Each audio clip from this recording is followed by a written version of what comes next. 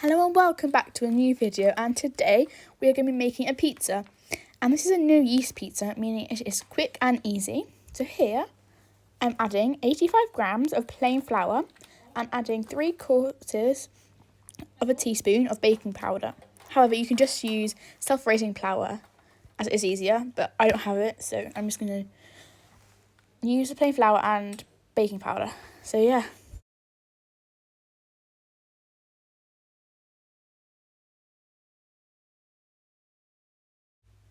Just to let you know that all the ingredients that you'll need and measurements of them ingredients are in the description box below. So now I'm adding 50 grams of milk. So I'm just going to slowly incorporate it into the flour and mix it, making sure that all the flour is mixing with the milk.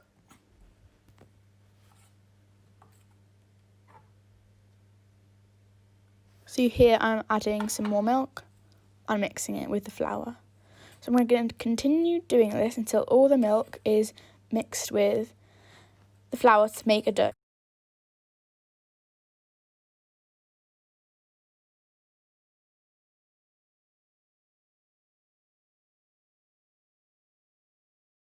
So you can see now that the milk and the flour has sort of formed a sticky dough. So make sure to scrape out all the contents and put it onto a work surface with a bit of flour and lightly knead it. So my dough was a little bit sticky, so I added a bit more flour to my dough and then kneaded it so then it gets nice and airy.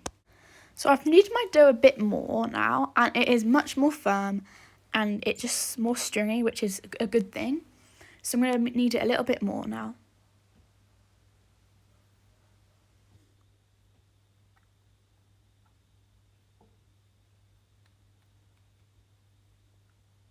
So now I'm going to grab some cling film and put my dough in there and wrap it up all nice and tight and then put it to the side whilst I do my toppings.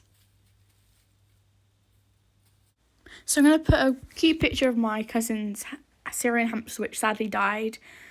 But yeah, whilst I tell you about the toppings. So what I did, I didn't film this because it's pretty simple. So you just grate up some cheese and cut up your toppings that you like. I use olives and just cheese because it's like nice and plain and delicious. But you can use whatever toppings that you like. So now that you've done the toppings, get your dough wrapped in cling film, which is left to proof to get more voluminous.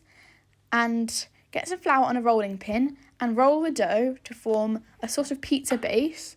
Make sure it's nice and thin, but it will grow in the oven a bit, so just remember that.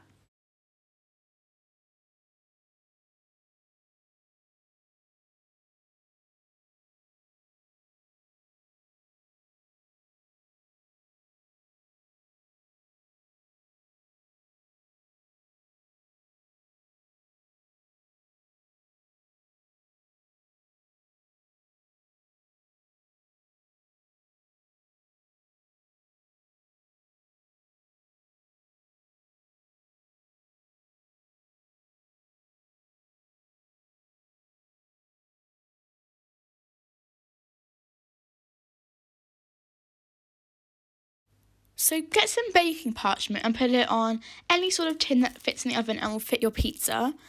And then get some pizza sauce. I've used just some tomato puree, but you can use any pizza sauce that you wish. So just smooth this tomato puree over your pizza, getting all the sides, but leave a bit of crust so it gets all nice and crispy. Now that your tomato puree is all spread out, grab all your toppings and first add your cheese and sprinkle it all over your pizza. I like a lot of cheese on my pizza because who doesn't love cheese? But if you don't love as much cheese, don't put as much on as I did because I put quite a lot on. So once you put all your cheese on, get all your extra toppings and put it on top. So I've got some green olives which I will put on as well.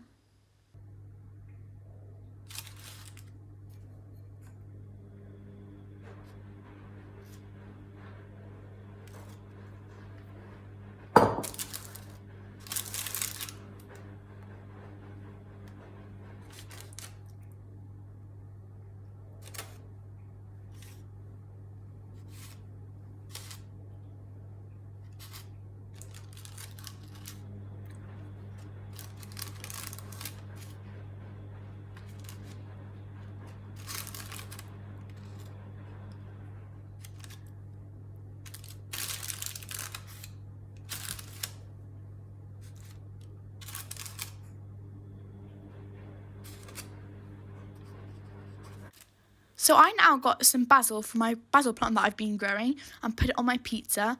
But you can just get any herbs and put it on your pizza as well. But if you don't have any herbs or don't want to put any, just put it in the oven at 200 degrees Celsius for 5 to 10 minutes.